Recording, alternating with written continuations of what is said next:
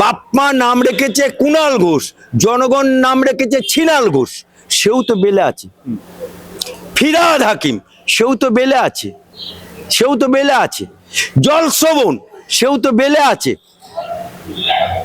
মদন মিত্র, সেও তো বেলে আছে। আপনি সুদীপ বন্দ্যোপাধ্যায়, সেও তো বেলে আছে। তা সুতরাং বেলে আছে বলে সে বেকসুর খালাস হয়ে গেল, বা এটা নিয়ে একেবারে হই হই করা, এটার কোনো মানে নেই। কারণ সাপ্লিমেন্টারি চার্জশিট 90 দিন যদি না দিতে পারে, পরবর্তীকালে দিলে আবার ওরা ভেতরে ঢুকে যেতে পারে।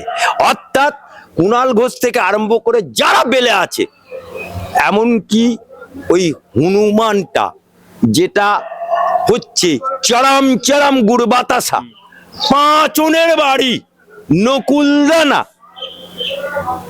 অনুব্রত মণ্ডল, সেও কিন্তু বেলে আছে।